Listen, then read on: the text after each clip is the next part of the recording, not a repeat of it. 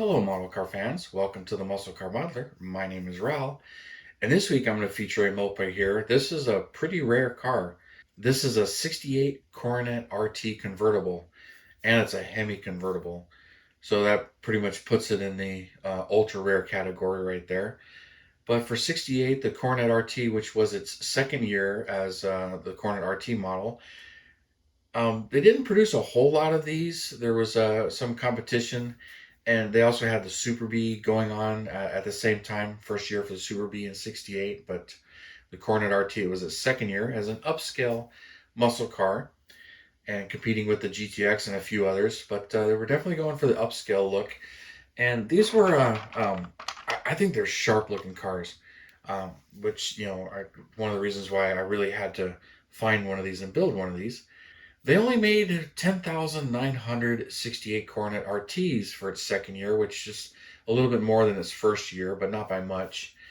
I believe it was like 600 or 700 units more, but not a hot seller.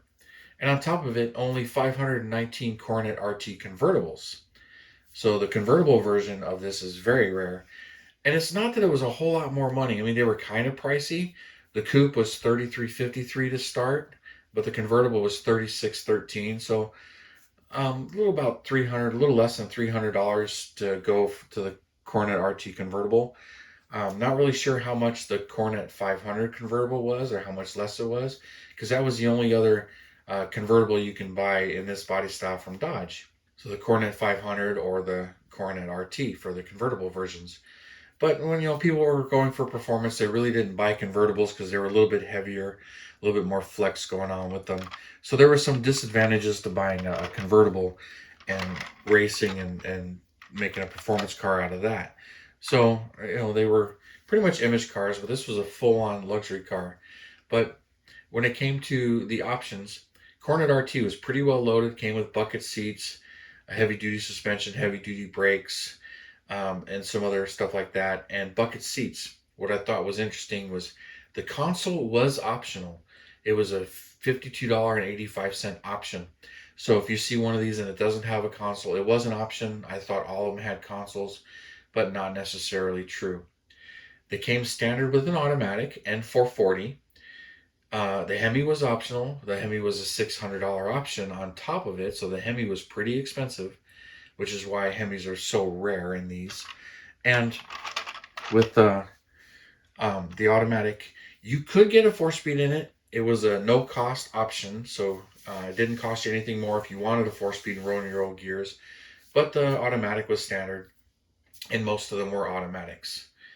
I had a figure for sticks. I don't remember where it went, but it wasn't very many. But with only 519 convertibles, 9 of them are Hemi cars.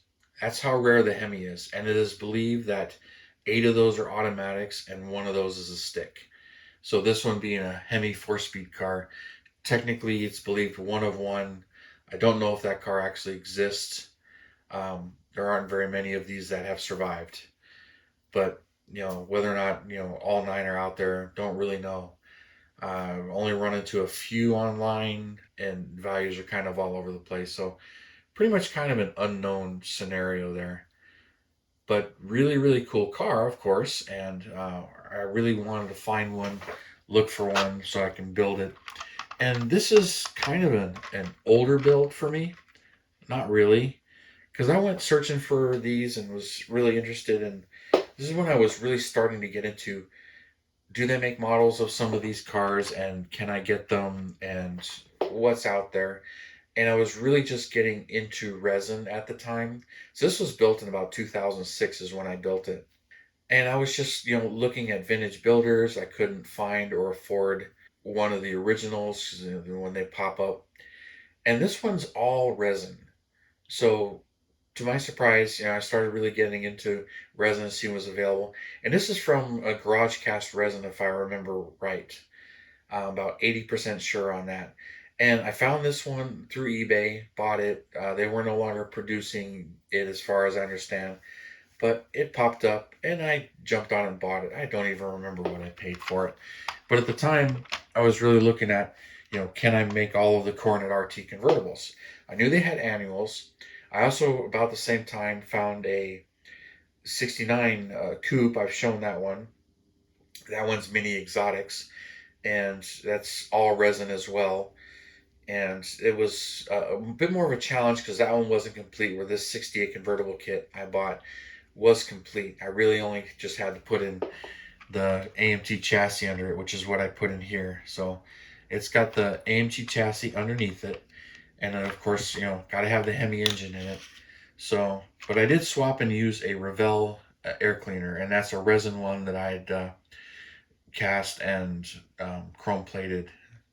So, other than that, it's all AMT other than this air cleaner as far as the chassis goes and swapping it in. And it was a pretty easy build. So, there's the engine compartment. Did it in a kind of a B5 blue. Don't know exactly which paint I used on this, but it came out awesome.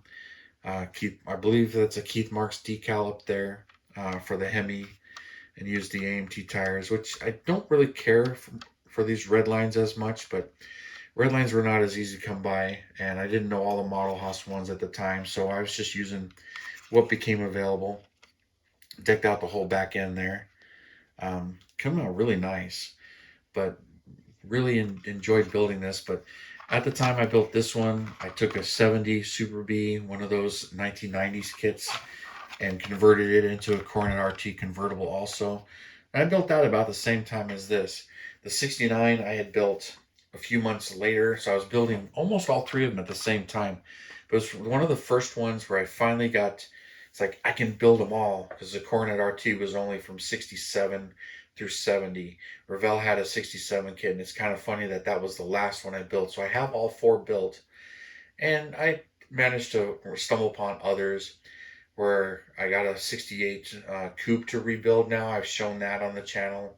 Haven't done anything with it. Got a 69 convertible also now. That's an annual that needs to be rebuilt, and it's really nice. I don't believe I've shown that on the channel. And with round two actually showing this kit being mostly retooled, but kept a lot of the vintage vibe and everything, I'm super excited about that kit coming out. And I'll probably pick up at least one. Hoping they do a Super B version, even though I've already built it. I would love to see that. So that one I'm just looking forward to. When that comes out, I'll pick up one or two. I know at least one, probably a second one, but I'd love to see the Super B version, much like they did the 64 Olds 442, which didn't exist in official kit form until they retooled a body for it. But this one, just love the way it came out. There's that bulge hood, which this is the only hood that was available on a 68. And they are a little bit different between a 68 and a 69. Giveaway is a 68 hood is flat right here. 69 bulges down a little bit to match the grill. So that's on the real car. When it comes to the model kit, you can sand this flat. See, this is a resin copyright of the original, so there's really no detail to it. This is all resin. And then there's a 68 interior. That's all direct copy of the original. And it's, same thing. It's all resin. And a convertible boot. And then the Bumblebee stripe, which that was a no-cost option. You can get it deleted or installed on the 68s. So, they could have it either way. But like the console is an extra cost option, but the stripes are not. You can have them or you don't have to have them. These are Fred Katie decal that I had and searched out. Those were easy to come by back then in 2006 when I built this. Not so much now. But this thing's just awesome as far as how it came out. Wheels are steerable, but not really the greatest, but that's the way they were.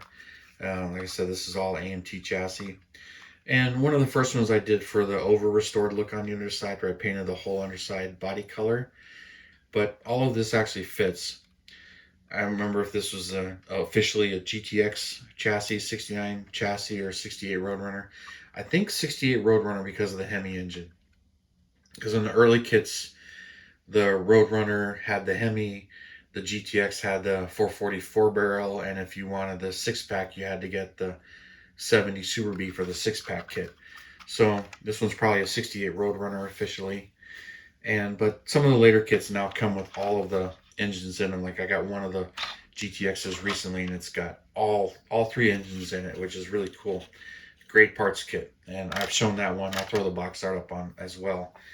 But really enjoyed this one, and it's just definitely one of my favorites. Very rare Mopar, and I'm looking forward to that new kit coming out when it comes out.